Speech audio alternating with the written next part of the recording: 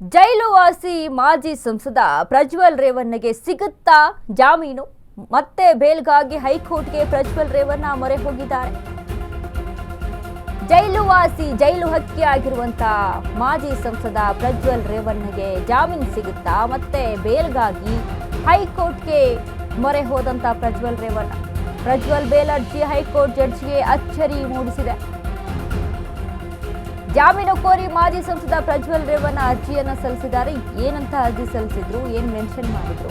Prajwal bale ಅರ್ಜಿ ವಿಚಾರಣೆ ನಡೆಸಿದ ಹೈಕೋರ್ಟ್ ಜಸ್ಟಿಸ್ ನಾಗಪ್ರಸನ್ನ ಅವರ ಏಕಸದಸ್ಯ ಪೀಠದಲ್ಲಿ ವಿಚಾರಣೆ ನಡೆದಿದೆ. ಈ ವೇಳೆ ಅಚ್ಚರಿ ವ್ಯಕ್ತಪಡಿಸಿದ ಹೈಕೋರ್ಟ್ ನ್ಯಾಯಾಲಯ,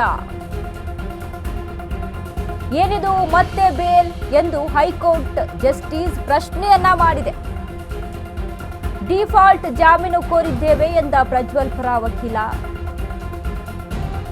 ಯಾವುದರಲ್ಲಿ ಡಿಫಾಲ್ಟ್ ಬೇಲ್? ಚಾರ್ಜ್ ಶೀಟ್ ಸಲ್ಲಿಕೆ ಆಗಿಲ್ವಾ ಅಂತ ಕೇಳಿದ್ದಾರೆ ಜಡ್ಜ್.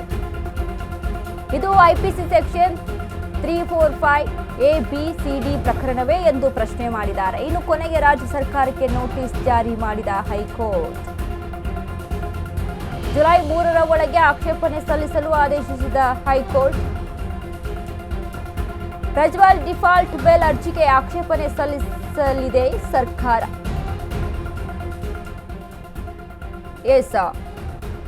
ಅಂದ್ರೆ ಈಗಾಗಲೇ ಚಾರ್ಜ್ ಶೀಟ್ ಹಾಕಿಲ್ವಾ, ಈಗಾಗಲೇ ನೀವು ಮತ್ತೆ ಬೇಲ್ ಅರ್ಜಿಯನ್ನ ಕೊಡ್ತಾ ಇದ್ದೀರಾ ಅನ್ನುವಂಥ ಪ್ರಶ್ನೆಯನ್ನ ಮಾಡಿದಂಥ ನ್ಯಾಯಾಧೀಶರು, ಸೊ ಇದಕ್ಕೆ ಡಿಫಾಲ್ಟ್ ಅರ್ಜಿಯನ್ನ ಹಾಕಿದ್ದೀವಿ, ಡಿಫಾಲ್ಟ್ ಬೇಲನ್ನು ಸಲ್ಲಿಸಿರುವಂಥದ್ದು ಅಂತ ಹೇಳಿದಂಥ ಸಂದರ್ಭದಲ್ಲಿ ಇದಕ್ಕೆ ಆಕ್ಷೇಪಣೆಯನ್ನ ಸರ್ಕಾರ ಸಲ್ಲಿಸಬೇಕು. ಮತ್ತೆ ಬೇಲ್ಗಾಗಿ ಅರ್ಜಿಯನ್ನ ಸಲ್ಲಿಸಿದ್ದೀರಾ ಅಂತ ನ್ಯಾಯಾಧೀಶರು ಕೇಳಿದಂಥ ಸಂದರ್ಭದಲ್ಲಿ ಇದಕ್ಕೆ ಮತ್ತೆ ಸರ್ಕಾರ ಆಕ್ಷೇಪಣೆಯನ್ನ ಸಲ್ಲಿಸಬೇಕಾಗುತ್ತೆ.